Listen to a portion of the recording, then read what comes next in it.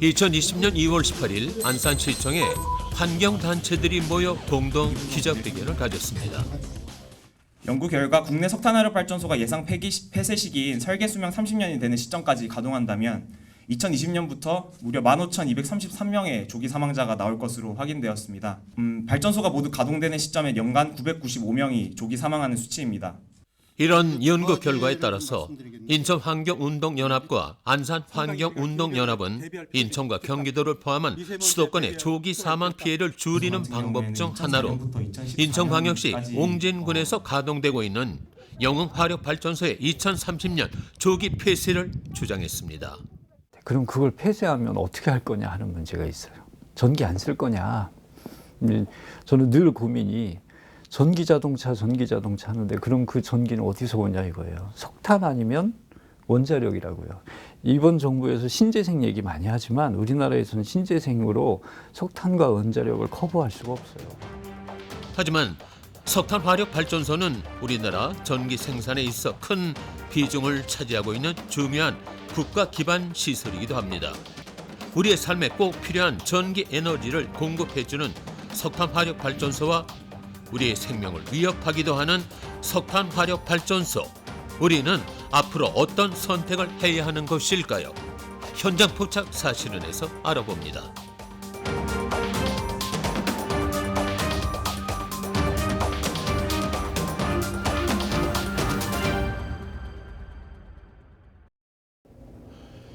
영흥화력발전소를 2030년에 조기 폐쇄해야 한다는 환경단체들의 주장. 이에 대해서 현장 포착 사실에는 2회에 걸쳐 영흥화력발전소로 인한 피해와 조기 폐쇄에 대한 다양한 의견에 대해서 이야기해보고자 합니다. 그 첫 순서로 오늘은 인천과 경기도에 영흥화력발전소가 미치는 영향에 대해서 알아보도록 하겠습니다. 제 뒤로 보이는 저 굴뚝은 인천시 옹진군에서 가동 중인 영흥화력발전소의 굴뚝입니다. 영흥화력발전소에서는 현재 6기의 석탄화력발전소가 운영되고 있죠. 자, 석탄화력발전소 조기 폐쇄에 대해 생각해보기에 앞서 먼저 국내 석탄화력발전소의 현황과 영흥화력발전소에 대해서 알아봐야 되겠습니다. 우리나라에서는 영흥화력발전소를 포함해 당진과 태안 등에서 60개의 석탄화력발전소가 운영 중입니다. 이 중 영흥화력발전소는 국내 발전량의 약 7% 수준, 인천에서 40%를 소비하고 나머지는 서울과 경기에 공급되어 수도권 전력 수요의 약 25%를 공급하고 있습니다. 영흥화력발전소는 2017년 환경부가 개정한 대기환경보전법 시행령, 시행규칙이 시행되기 전부터 국내 다른 지역의 석탄화력발전소에 비해 가장 엄격한 대기오염 물질 배출 허용 기준을 적용받았습니다. 또한 환경오염 설비에 많은 돈을 투자해 일명 친환경발전소라는 별명을 가지고 있기도 합니다. 하지만 그럼에도 환경단체들은 영흥화력발전소 가동으로 인한 피해가 적지 않다고 말합니다.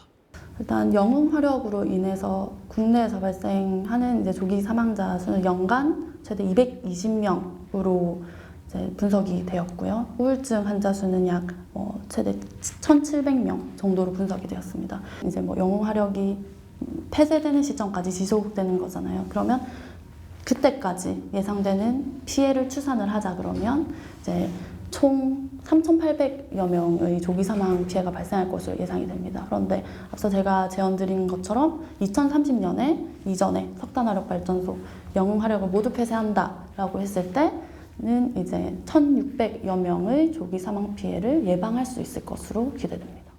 사단법인 기후솔루션의 한가희 연구원에 따르면 화력발전소의 설계 수명인 30년을 기준으로 했을 때 가장 마지막으로 건설된 영흥화력발전소 5, 6호기는 2044년까지 가동될 예정이라고 합니다. 하지만 영흥화력발전소가 2030년 이전에 조기 폐쇄된다면 1,600여 명의 조기 사망자 피해를 줄일 수 있다고 했습니다. 제작진은 한가위 연구원에게 조기 사망의 개념에 대해서 물어봤습니다. 조기 사망이라고 하면 이제 석탄 화력 발전소에서 배출되는 대기오염 물질에 의한 질병 피해가 없었더라면 발생하지 않았을 그런 사망이거든요. 그래서 이제 석탄 화력 발전소에서 배출되는 대기오염 물질로 인해서 심혈관 질환이랄지 호흡기 질환이랄지 암, 신경계 질환 등으로 인해서 사망하게 되는 그런 피해를 말씀드리는 겁니다. 석탄 화력 발전소에서 배출되는 주요 대기오염 물질은 너무 잘 알려진 초미세먼지가 있고요. 그 외에도 초미세먼지를 형성하는 그 전구 물질인 이제 황산화 물질, 질산화 물질 등이 있습니다. 외에도 이제 비소, 수은과 같은 매우 인체에 유해한 물질들이 주요 대기오염 물질입니다. 네. 석탄 화력 발전소에서 나오는 초미세먼지는 2013년 세계보건기구 WHO가 1급 발암 물질로 지정한 물질입니다. 초미세먼지는 뇌졸중, 허혈성 심장병, 만성 폐쇄성 폐질환 등의 질환을 유발한다고 합니다. 석탄 화력 발전소가 배출하는 다양한 오염 물질은 발전소 인근뿐만 아니라 바람을 타고 대기 중으로 퍼져 주변 지역에까지 영향을 미칩니다. 그렇다면 실제로 발전소에서 가장 가까이에 있는 영흥도 주민들을 만나 영흥 석탄 화력 발전소로 인한 피해를 들어보도록 하겠습니다. 이곳은 영흥 화력 발전소 인근의 웨일이라는 마을입니다. 제작진은 이곳에 12년째 거주하고 있는 황순희 씨에게 영흥 화력 발전소로 인한 피해에 대해서 물었습니다. 배추밭이 지금 저쪽에 바로 여기 한 5, 60m 근처에 있었습니다. 근데 거기가 저탄장하고 회처리장하고 아주 가까운 곳이죠. 거기 11월 달인가 그때 배추를 거의 다 키워놨었어요. 그랬는데 그 속에 연탄재가 한 줌씩 들어있었어요. 지난 2017년 12월 영흥도 웨이리 주민들은 어려운 이웃에게 김치를 나눠주기 위해 심은 배추 사이사이 까만 가루가 끼어있는 것을 발견합니다. 그 정체는 영흥 화력 발전소에서 바람을 타고 날아온 석탄 가루였습니다. 아니 따기 전에 가보니까 이리 지경이에요. 이것도 비 3번이나 4번 맞은 거예요. 그래서 깨끗한 거예요 지금. 씻어서 4번 5번 씻어서 먹지만 이 공해가 동네로 다 날라서 탕들이가 어디고 새까맣다니까요. 이 사건은 석탄 화력 발전소의 피해가 직접적으로 확인된 사례였습니다. 이후 주민들은 영흥 화력 발전소에 석탄 화력 발전소 피해 대책을 촉구하며 배추 장례식까지 치렀습니다. 창문을 열어놓으면 창틀에 그 석탄재가 새까맣게 끼고, 그 다음에 방바닥에 이제 그 석탄 가루가 그 잔뜩 쌓여가지고 양발, 하얀 양발을 신게 되면 까맣게 이렇게 변하는 현상이 발생하고 있어요. 심한 주기는 겨울철에서 초봄 사이에 이때가 가장 심각한 상태고, 발전소 인근 마을은 밖에다 빨래를 널지 못할 정도까지 이렇게 돼 있고, 실내에다가 빨래를 갖다가 건조를 하고 있고, 그 다음에 이제 무말랭이라든가 그 밖에 이제 야외에서 건조할 수 있는 그런 그 채소들을 건조를 할 수 없을 정도로 이렇게 진행이 되고 있습니다. 영흥도에서 20년 넘게 거주한 육종률 씨는 영흥 화력 발전소의 석탄재 저장소에서 날리는 석탄재로 인해 영흥도 주민들이 많은 피해를 겪어왔다고 이야기합니다. 2017년 당시 배추 석탄재 사건이 커지자 영흥 화력 발전소는 주민 피해에 대해서 사과하며 저탄장 미세먼지 자동 측정기 설치, 저탄장에 도움을 씌우는 저탄장 옥내화 등 대책 마련에 나섰습니다. 요즘은 17년도보다는 18년도에는 약간 19년도에 나았어요. 나았는데 지금도 뭐 그렇게 사람이 편안하게 살 그런 환경은 아닙니다. 영흥 화력 발전소의 대책 마련 이후 환경이 조금이나마 개선된 건 사실입니다. 하지만 황순희 씨는 여전히 사람이 살기 좋은 환경은 아니라고 이야기합니다.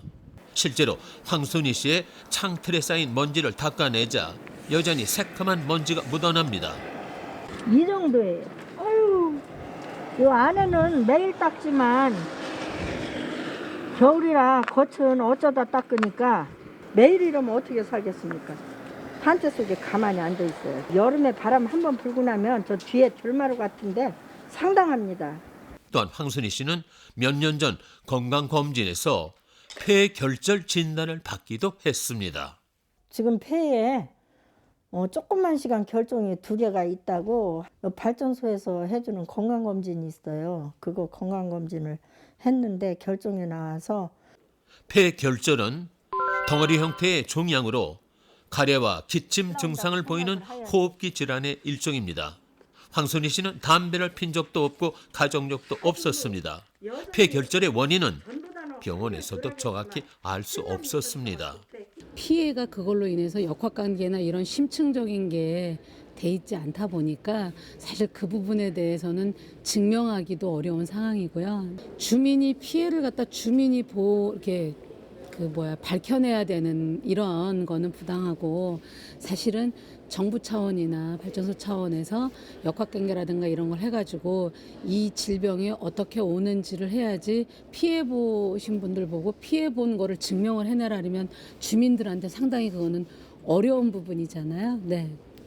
인천 물과 미래 박혜자 대표는 영흥도 주민들의 건강 피해에 관한 역학조사의 필요성에 대해 얘기했습니다.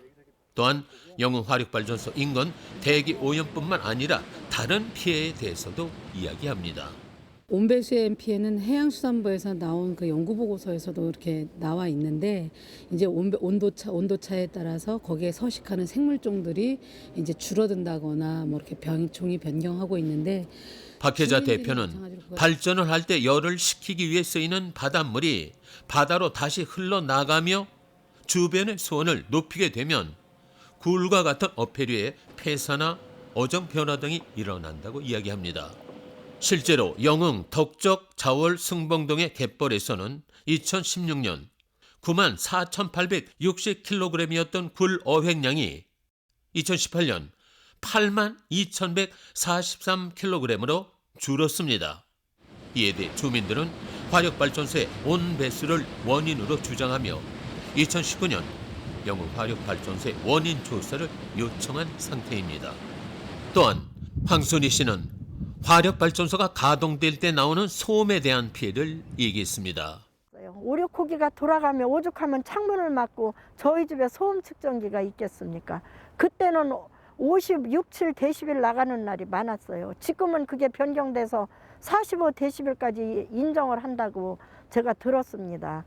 또한 화력발전소 가동 소음을 포함해 화력발전소에 필요한 자원 등을 나르는 대형 트럭들이 지나다니며 내는 소음과 먼지 또한 주민들에게는 큰 고통이었다고 합니다. 2017년 배추 석탄재 사건 발생 이후 영흥발전본부는 주민들과의 갈등을 줄이기 위해서 여러 대책을 내놨습니다.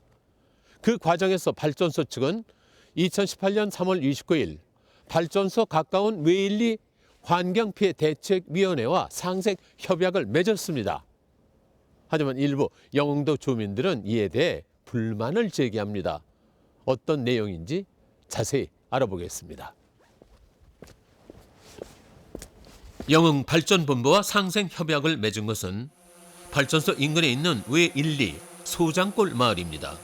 상생협약의 주요 내용은 실외 저탄장 옥내화 추진, 회처리장 복토를 통한 비산 먼지 방지 및 녹지화 사업이었습니다. 석탄가루 날림을 막기 위한 대책이죠. 또한 지역 주민들이 참여하는 일자리 환경감시단을 운영하는 것 또한 상생협약의 내용입니다. 하지만 이것은 소장골에만 해당이 되는 내용입니다. 현재 대책위원회라 이제 구성을 해가지고 그네들과 같이 활동을 했었어요. 근데 이네들이 민관합동 공동조사단에서 이제 그 협의를 했었어요. 협의를 해가지고 석탄재라든가 이런 걸 해상 운송을 하게끔 돼 있었는데, 그럼에도 불구하고 얘들이 톤당 150원씩 준다고 그러니까 발전소하고 군청이 주민 동의서를 제출했어요. 그래가지고 그것이 완전히 그런 쪽으로 하면서 발전소에서 조금씩 돈을 주는 사업을 합니다. 소장골에 안에서. 그러니까 상생협약이라고 하는데 영면 전체 주민들의 상생협약이 아니에요. 절대. 이건 잘못된 겁니다. 영흥화력발전소로 인한 피해는 발전소 인근의 외리뿐만이 아닙니다. 영흥대 일부 주민들은 이에 대한 부당함을 토로했습니다. 또한 일자리 사업 역시 환경 문제 해결의 근본적인 대책이 아니라고 말합니다. 저는 환경으로 상생을 해야지 뭐 조금 다른 거 그냥 덕보는 거 이런 걸로 상생은 저는 그건 마땅치 않다고 생각합니다. 그 주변에 사시는 분들이 일단 피해가 아까 환경 피해만 얘기했는데 사실은 집값도 떨어지고 이사도 잘 안 오려고 그래서 좀 불편하고 놀러도 잘 안 오잖아요. 이제 그분들한테 일자리를 줘야 되는 건 너무 맞고 원광대학교 법학전문대학원의 류권영 교수의 말처럼 발전소 인근 일자리 사업은 꼭 필요한 사업이기도 합니다. 하지만 미봉책에 지나지 않습니다. 일자리 사업을 진행한다고 해서 주민들이 겪는 환경 피해는 줄어들지 않습니다. 또한 영흥도 주민 육종률 씨는 지역자원시설세의 사용에 대한 문제도 얘기했습니다. 우리가 위에 지역에 살고 있기 때문에 킬로와트당 부과되는 그 세금이에요. 세금 형식으로 이제 걷어들이는 건데 이것이 영흥화력발전소 지금 걷어들이고 있지만은 옹진구 전체에 지금 집행을 하고 있어요.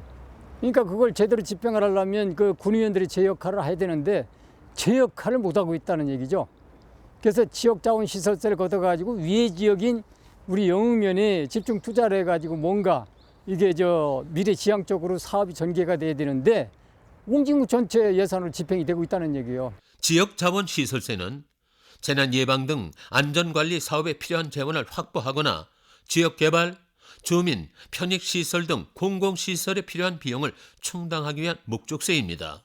현재 화력발전소의 지역자원시설세는 1kW당 0.3원으로 적용되고 있습니다. 인천시는 2014년부터 발전 단가와 세율에 따라 영흥화력으로부터 매년 110억 원가량 걷어들였고 이 중 65%를 옹진군에 교부하고 있습니다. 화력발전소로 인한 피해 문제라든가 거기에 대한 주민들 지원 사업을 이렇게 할 수 있는 걸로 해야 되는데 이게 마치 이제 정치권의 어떤 쌈짓돈처럼 말씀드린 것처럼 뭐 꽃길 가꾸기라든가 경로당에서 경로 잔치하는 거 하여튼 이런 작은 비용으로 이게 그냥 흘리 쓰여졌거든요. 근데 이게 더 이상은 그렇게 쓰여지면 안 되고 이 지역자원 시설세를 진짜 환경 저감이라든가 주민 피해를 위해서 그 본래 목적에 있게 쓰여지게 하려면 제도 개선이 필요합니다. 또한 영흥도 주민 육종률 씨는 지역자원시설세 쓰임에 대해 주민들의 건강에 도움을 줄 수 있는 시설이 생겼으면 좋겠다고 말합니다. 주민들의 복리 후생적인 차원에서 집행이 돼야 되겠죠. 주민들의 건강이라든가 복리후생이라면 다양하지 않습니까? 그런 쪽으로 집행이 돼야만이 영흥면에 살고 있으면서 그런 그 피해 이걸 갖다 조금이라도 최소한이라도 보상을 받을 수 있다고 생각을 합니다. 지역자원시설세 사용과 관련해 원광대학교 류권홍 교수 역시 제도 개선이 필요하다고 이야기합니다. 더불어 주민들의 의견을 조율할 필요성에 대해서도 얘기했습니다. 그런 돈이 있으면 지속 가능한 발전을 위해서 써야 되거든요. 뭐 장기적으로 병원을 좀 짓는다든지 아니면 수익이 나는 사업을 쭉 한다든지 이래야 되는데 이 갈등이 있어요. 어르신분들하고 젊은 사람들하고. 어르신분들은 내가 언제 죽을지 모르는데 그게 무슨 학교를 짓고 병원을 짓고 미래 세대냐. 지금 당장 달라고 그러고 젊은 세대들은 좀 더 미래를 위해서 이걸 그냥 쓰는 게 아니라 수익이 나올 수 있도록 생산이 가능하게 좀 하자. 이런 갈등이 있다 보니까 사실은 장기적인 계획을 잘 못 세워요. 그래서 이런 거는 좀 제도 변경이 필요하죠. 또한 류권홍 교수는 지자체의 한계에 대해서도 이야기합니다. 발전소 건설에 관한 법, 이게 이 법 관련 법령을 보면 지방자치단체의 권한이 없어요. 중앙정부에서 결정하면 끝납니다. 사실 일본 같은 경우에는 중앙정부가 아무리 결정해도 지방자치단체가 노하면 가동을 못해요. 짓지도 못하고. 근데 이제 우리는 특수한 상황이라서 그렇지를 못해서 지방정부의 사실상 권한이 거의 없다. 동시에 인정을 하되 여기서 나오는 수익으로 지역 상생을 위해서 써야 되는데 이제 그 상생을 위해서 쓰는 주체가 발전소가 되면 좀 불만이 있겠죠. 그 주체를 차라리 우리의 대표인 지방자치단체한테 주면 지방자치단체가 발전소보다는 더 객관적으로 잘 돈을 쓰겠지라는 믿음이 있다면 상생협력도 괜찮은 거죠. 화력발전소 건설에 관여할 수 있는 지자체의 권한은 작은데 추후 환경적인 감시는 해야 하는 상황. 주민들의 피해에 적절한 대안을 마련하기 위해 지자체의 권한을 좀 더 확대할 필요성이 있다는 이야기입니다. 영흥화력발전소가 주민들과의 갈등을 줄이기 위해서 다양한 노력을 하고 있는 것은 부정할 수 없는 사실입니다. 하지만 이에 대해서 영흥도 주민들은 또 다른 갈등을 겪고 있습니다. 하지만 분명한 사실은 여전히 주민들의 피해가 계속되고 있다는 사실이죠. 자, 이런 피해는 영흥도 주민들에게만 해당되는 얘기일까요? 이번에는 경기도의 피해에 대해서 알아보도록 하겠습니다. 영흥도 주민들은 상생협약 이후에도 환경적인 피해를 계속해서 겪고 있다고 합니다. 하지만 이런 피해는 단순히 영흥도 인천의 이야기만은 아닙니다. 우선 경기도는 석탄화력발전소가 소재한 지역이 아님에도 불구하고 저희 분석 결과 국내에서 석탄화력발전소로 인한 건강피해가 가장 높은 지역으로 들어왔습니다. 국내의 거의 30%에 달하는 조기사망 피해가 경기도에서 발생하는 것으로 나타나는데요. 이거는 영흥화력발전소뿐만 아니라 인접한 지역에 위치해 있는 태안, 당진 발전소의 영향이 중첩된 결과라고 예상이 됩니다. 특히 그 중에서도 이제 인천은 당연한 것이고 화성시, 용인시, 안양시에서 그 피해가 큰 것으로 분석이 되었습니다. 네. 사단법인 기후솔루션 한가위 연구원은 석탄화력 조기 폐쇄 건강 편익 분석 보고서 결과를 근거로 석탄화력 발전소로 인한 경기도의 건강 피해가 가장 크다고 얘기했습니다. 이 결과는 환경단체들이 영흥화력발전소의 2030년 조기 폐쇄를 주장하는 이유이기도 합니다. 지금 저희 보고서에서 분석한 것은 석탄화력발전소에서 배출되는 대기오염 물질을 피해만 분석을 한 거거든요, 단순히.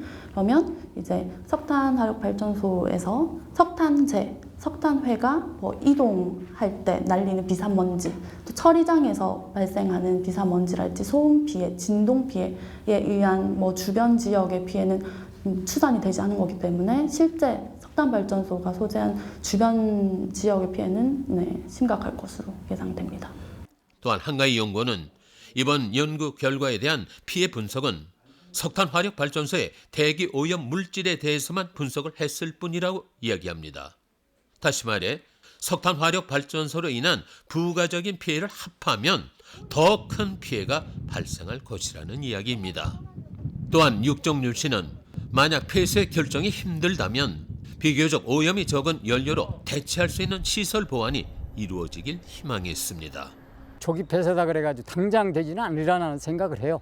그러나 126위 같은 경우는 벌써 20년이 넘었어요. 그렇기 때문에 청정연료로 대체를 해야 된다. 그리고 7, 8호기도 청정연료로 증설하면 반대를 안 합니다. 그래서 청정연료로 대체를 해야만이 주민들의 건강권에 진짜 최소한의 도움이 되지 않는가 이런 생각을 하고. 기후솔루션 한가위 연구원은 석탄화력발전소에 관한 세계적인 추세에 대해서도 이야기했습니다. 이제 기후변화가 정말 심각한 속도로 가속화되면서 기후위기라고 불릴 만큼 좀 위협적인 상황에서 이제 선진국들은 이제 파리 협정의 온실가스 감축 목표를 이행하기 위해서 석탄화력 발전소를 2030년 경까지 퇴출하겠다라고 선언을 하고 정말 급격하게 줄여나가고 있는 추세입니다. 우리나라 역시 마찬가지입니다. 산업통상자원부의 보도 자료에 따르면 정부는 제8차 전력수급 기본계획과 제3차 에너지 기본계획을 통해 신규 석탄발전소 금지, 노후석탄발전소 조기 폐지 등 석탄발전 감축 방향을 제시했고 향후 제9차 전력수급 기본계획에서 보다 과감한 석탄발전 감축 방안을 제시할 예정이라고 밝힌 바 있습니다. 저는 자제 이게 영면 주민이 이걸 시청할 수 있다면 좀 더 환경 문제에 관심을 가지시고 내가 아니면 누가 하겠지 이런 식으로 소극적인 생각을 가지지 마시고 우리 후손들도 좋은 환경 속에서 살 권리가 있어요. 그렇기 때문에 나만 적당히 살다 가면 되지 이런 생각을 굳이 버리시고 우리 후손들도 쾌적한 환경 속에 살 수 있게끔 다 같이 노력을 하자는 그런 환경 문제에 대한 관심이 높아져 우리의 후손들이 쾌적한 환경 속에 살 수 있었으면 좋겠다는 육종률 씨의 인터뷰는 우리가 영웅화력 발전소 문제에 왜 관심을 가져야 하는지 그 이유를 잘 알려줍니다. 환경 문제는 나뿐만 아니라 우리 모두의 문제입니다. 지금까지 2회에 걸쳐 진행되는 에너지의 두 얼굴 화력발전소 그 첫 순서로 경기도와 인천 그리고 영흥도 주민들의 피해에 대해서 얘기해봤습니다. 석탄 화력발전소가 우리에게 주는 이점은 분명합니다. 하지만 그렇다고 해서 사람의 생명을 담보로 하는 발전은 바람직할 수 없겠죠. 자, 석탄 화력발전소의 이점만큼이나 피해가 큰 상황. 이 간극을 줄이는 방법은 없을까요? 현장 포착 사실은 다음에는 에너지의 두 얼굴, 화력발전소의 두 번째 시간으로 안산 그리고 대부도 주민들의 피해와 함께 그 해결책에 대해서 좀 더 자세히 알아보겠습니다.